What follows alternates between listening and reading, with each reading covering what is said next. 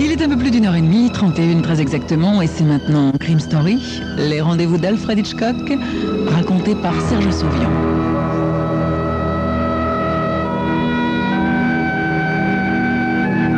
Aujourd'hui, Lune de miel et de sang de Tsibi Guilford.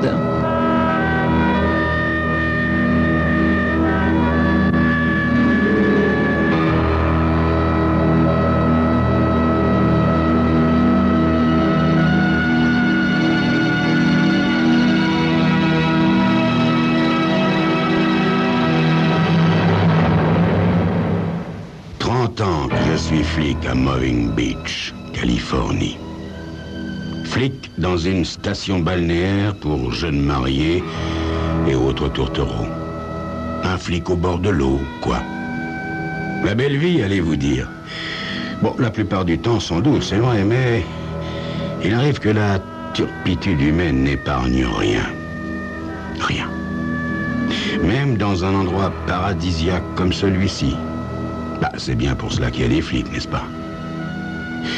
Depuis que j'ai eu à résoudre le cas de la jeune Mrs. Carol Linville, il m'est difficile de considérer les jeunes couples d'amoureux avec la bienveillante attention du papy que je croyais être devenu.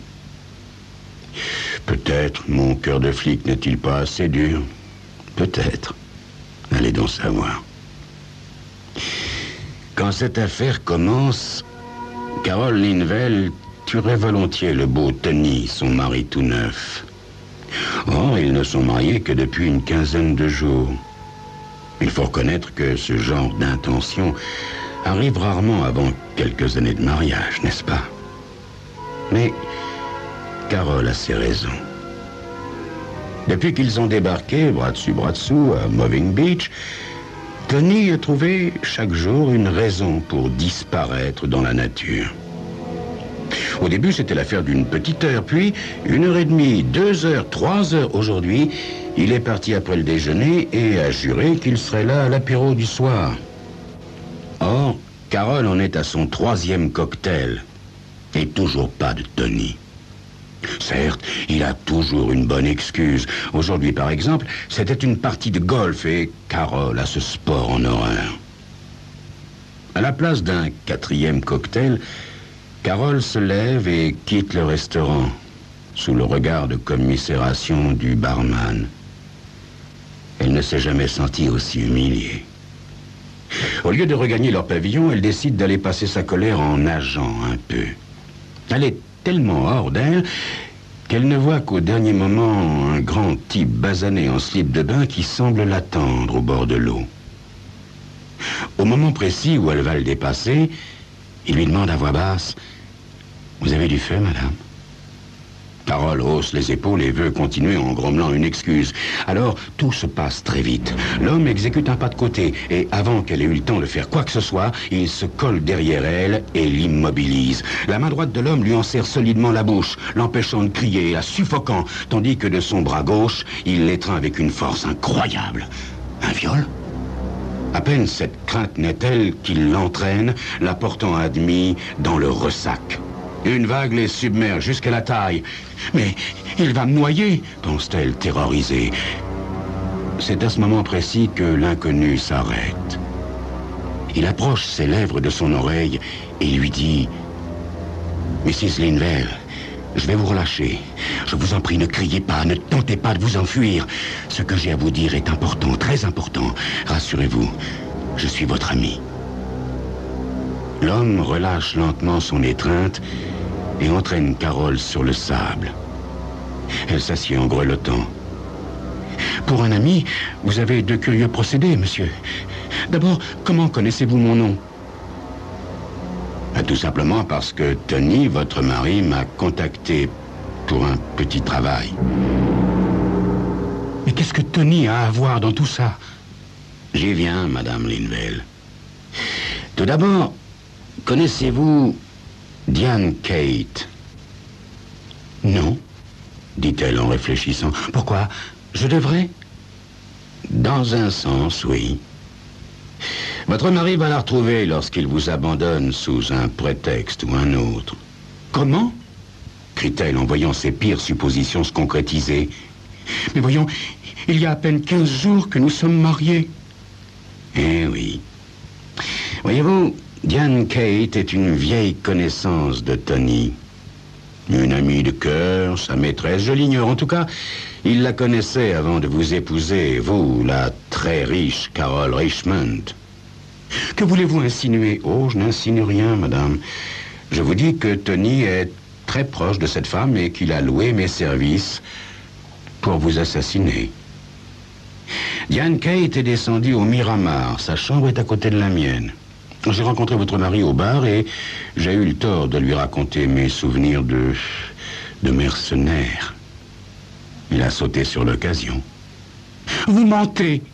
Oui, je comprends que ce soit dur à admettre, Madame Linwell, mais pour vous prouver ma bonne foi, je peux vous dire ceci. Cet après-midi, votre mari a bel et bien joué au golf pour se constituer un alibi. Il rentrera vers minuit avec quelques camarades pour boire un dernier petit verre dans votre pavillon. Encore un alibi, n'est-ce pas? Un alibi?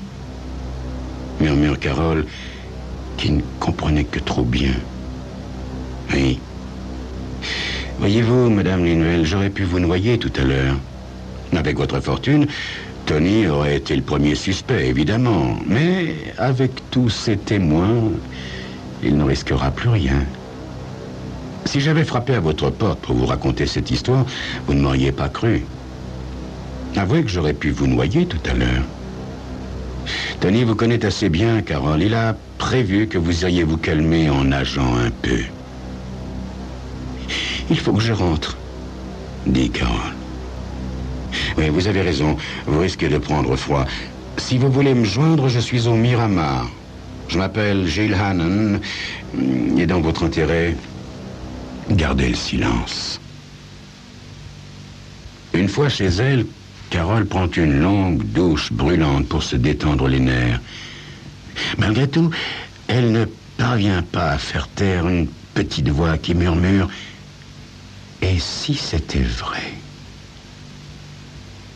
À 11h, elle absorbe un calmant et se met au lit. Comme l'a prévu Jill Hannon, Tony revient vers minuit avec de la compagnie. Carole, se faisant toute petite dans les draps, l'entend dire aux autres « Je vais voir si elle est réveillée ». Quand il ouvre doucement la porte, elle ferme les yeux et fait semblant de dormir. Il allume. Sentant son regard peser sur elle, Carole n'ose réagir.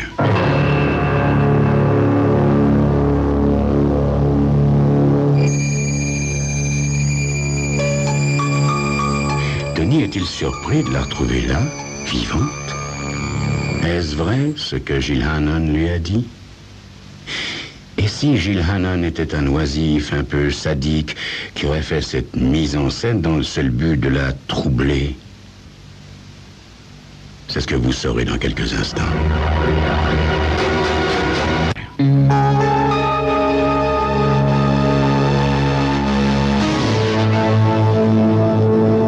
Jill Hannon avait raison, pense Carole, tandis que Tony se déshabille en silence pour la rejoindre dans le lit. Tony est bel et bien revenu à minuit, avec du monde. Est-ce par hasard, ou s'agit-il d'un alibi? Elle se souvient de la dernière recommandation de Gilles. Dans votre intérêt, gardez le silence. Tony s'endort rapidement, saturant l'atmosphère de la chambre de lourds relents d'alcool. En tout cas, pour quelqu'un qui avait un meurtre en tête, il ne semble pas très ému, pense-t-elle en évitant inconsciemment de frôler son compagnon. Elle ne trouvera le sommeil qu'à l'aube. Tony la réveille au matin d'un baiser sur le front. « Consenti encore à me parler ?» dit-il d'une voix d'enfant fautif. « Je me le demande, Tony. Je n'en suis pas sûr. » La lumière du jour et la voix chaleureuse de son mari gomment ses inquiétudes. En le voyant ainsi penché sur elle, plein de remords, elle se demande si ce bain forcé et les révélations de la veille ne sont pas un mauvais rêve. Carole chérie, dit-il, nous avons rendez-vous pour aller pêcher en haute mer ce matin. Mais enfin, Tony, tu sais bien que j'ai le mal de mer. Le visage de Tony s'assombrit. Et si c'était pour la noyer? Oh non, ridicule. Elle essaie d'oublier le visage de Jill Hannon qui semble lui sourire en esprit. Une idée se met à germer. Vas-y sans moi, Tony, ça n'est pas grave. Mais enfin, j'ai été si peu avec toi, Carole, chérie, ces derniers jours. Tu sais, c'est pas de ma faute si... Tony, si tu me promets que c'est la dernière fois que tu t'absentes, je t'accorde cette petite escapade. En lui jurant qu'il sera de retour avant le dîner, Tony s'habille et sort. Il n'a même pas pris la peine de déjeuner avec moi, pense-t-elle, amère. Après une douche, elle téléphone au Miramar et demande à parler à Jill Hannon. Monsieur Hannon? Carole à l'appareil. Ah, je suppose que tout s'est passé comme je vous l'avais dit. Oui, enfin, plus ou moins. Mais je ne suis pas convaincu pour autant. Vous êtes coriace, Carole. Enfin, mettez-vous à ma place. Tony vient de sortir pour une partie de pêche en mer. Comme c'est curieux. Oh, écoutez, ça suffit, Gilles. Si vous prouvez qu'il est en compagnie de cette Diane Kate, je vous croirai peut-être. Je dis bien peut-être. Rien de plus facile, Carole. Je passe vous prendre. Un quart d'heure plus tard, ils sont dans la voiture de Gilles sur une route de Corniche. J'ai parlé avec Tony il y a quelques minutes, Carole. Il a été très déçu. Il m'a dit qu'il me communiquerait de nouvelles instructions. Carole se contente de hausser les épaules, malgré le pressentiment qui naît en elle. Où allons-nous, Gilles? Dans un petit coin discret. J'ai entendu Tony le proposer à Diane. Allons, Carole, un peu de patience. Il se gare près d'un chemin de sable qui mène à la falaise. Gilles la précède et s'arrête derrière un massif touffu. Ils sont en bas, dit-il en indiquant l'océan. Cachez-vous derrière cet eucalyptus. Vous pourrez les apercevoir. Le cœur battant, Carole s'approche de l'endroit indiqué. Elle reconnaît immédiatement Tony. Son sang se glace, le monde semble s'arrêter. Tony, assis sur un grand rocher plat, en compagnie d'une femme. Il parle en jetant des petits cailloux dans les vagues. Carole sent immédiatement qu'ils se connaissent depuis longtemps. Un sanglot comprime sa gorge. Une main sur son épaule la fait sursauter. Jill Hannon la regarde avec un sourire triste. Oh, elle aimerait le gifler. Allons-nous-en. Oui, je pense que ça vaudra mieux, répond Gilles en se dirigeant vers la voiture. Je pense aussi que vous avez besoin d'un bon verre. Il s'arrête dans un petit restaurant au bord de l'eau. Alors, vous me croyez maintenant? Je ne sais que penser. En admettant qu'il me trompe, irait-il jusqu'à me tuer? S'il est comme ça, pourquoi m'a-t-il épousé? Je suppose que s'il lui arrivait un accident, vous hériteriez de ce qu'il a. Et s'il vous arrivait un accident, c'est lui qui hériterait de votre fortune. Oui, oui, oui. Et je suis, hélas, bien plus riche que lui, dit-elle en fondant en sanglots. Mais je ne parviens pas à y croire. Non. Écoutez, Carole, vous ne serez pas en sécurité tant que vous n'aurez pas changé votre testament. Alors je vous conseille de téléphoner aujourd'hui même à votre notaire. Gilles pose doucement la main sur son avant-bras. Elle le regarde. Vous êtes gentil, Gilles. Mais pourquoi faites-vous ça? Oh, c'est tout simple, Carole. Je vous aime.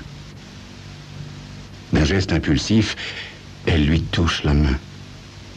Vous êtes gentil, Gilles, mais ça n'est vraiment pas le moment de parler de ça. Oui, excusez-moi, Carole, c'est vrai, ça n'est guère le moment. Je me suis conduit comme un goujat. Pardonnez-moi, Carole. Il réfléchit un instant et se lève. Rentrez à votre pavillon, Carole, et prenez déjà vos dispositions testamentaires par téléphone. Pendant ce temps-là, je me débrouillerai personnellement avec Tony. Il la quitte sans lui expliquer exactement ce qu'il entend par là.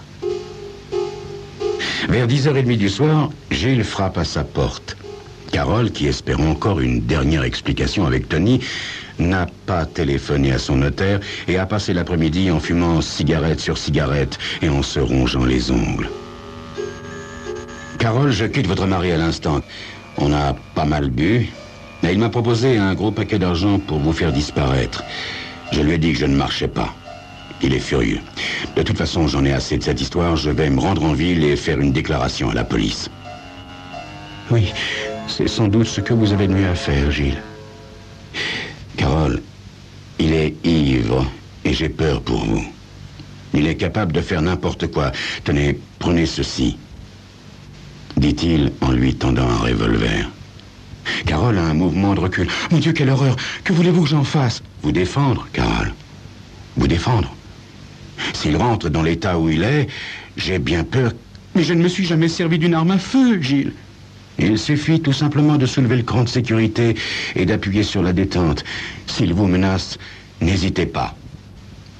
Pour éviter toute discussion, il l'embrasse sur le front et sort en claquant la porte. Carole se laisse tomber dans un fauteuil en regardant l'arme. Cette arme qui fait naître en elle un accès de frayeur et lui fait comprendre qu'elle ajoute maintenant foi aux paroles de Gilles. Dans sa terreur, elle se surprend à agir. Elle éteint les lumières, s'assied dans un fauteuil face à la porte, fermée à clé, et attend.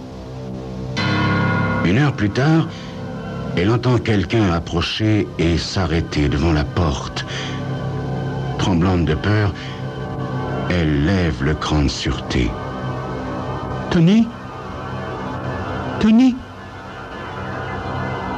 Pour toute réponse, la porte s'ouvre et une silhouette menaçante s'encadre dans l'embrasure. « Tony, arrête, arrête !» crie-t-elle en tirant.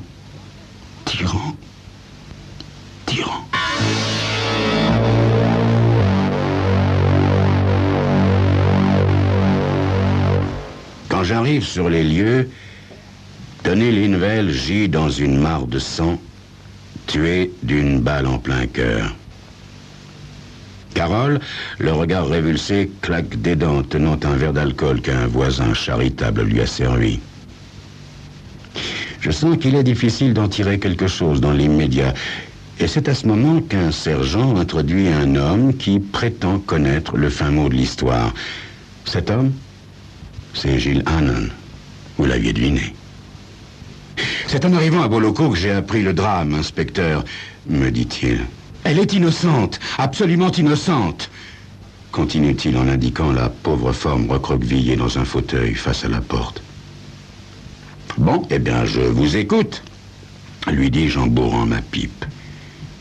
Gilles Hannon s'explique en toute franchise, sans éviter les détails rédhibitoires tels que ses anciennes activités de mercenaire et pourquoi Tony l'avait contacté. Je fais fi de mon aversion pour ce genre d'individu et je l'écoute en toute objectivité. Il me semble franc, Gilles Hannon. Un détail m'embête cependant. Il y a des impacts de balles partout, au plafond, dans les murs, dans le chambranle de la porte, même dans le sol, et une seule balle, une seule, dans le mille, en plein cœur de la victime. Bizarre, vous ne trouvez pas? Le hasard, inspecteur, le hasard, plaide Hannon. Oui, sans doute, fais-je sceptique. Quelque chose me chiffonne, mais quoi? Je ne saurais le dire. C'est Carole qui trouve. Gilles, Vous êtes blessé, vous saignez. Comment n'ai-je pas vu ce filet de sang qui tache le bas de son pantalon et qui s'écoule sur sa chaussure droite? Croisant mon regard, Gill Hannon fait demi-tour, file vers la porte et par la même occasion dans les bras du sergent Murchison. Le lendemain, Carole, très pâle, est assise en face de moi dans mon bureau. C'est diabolique, mais ça aurait pu marcher, dis-je en lui souriant. Gill Hannon a effectivement joint votre mari au Miramar. Il l'a ramené dans sa voiture et l'a abattu froidement dans un endroit désert. Après quoi, il est venu vous conditionner en vous remettant l'arme. Un peu plus tard, vous sachant à point, il a ouvert la porte en tenant le corps de Tony devant lui. Vous vous êtes mise à tirer comme une folle. En tant qu'ancien mercenaire, il savait qu'il ne risquait pas grand-chose, mais c'était sans compter sur le hasard, car une balle l'a touché au mollet. Il s'est fait un pansement, a changé de pantalon avant de venir au commissariat. Malheureusement, le hasard, toujours, a fait que son pansement n'a pas tenu. Inspecteur. Oui, Mrs. Linville? Et Tony? Il voulait vraiment me faire assassiner? Il y a de fortes chances, Mrs. Linville. En ce moment, nous cuisinons Diane Kate. Mais Gill Hannon, pourquoi a-t-il fait cela? Je suppose qu'il vous aimait vraiment, Mrs. Linville.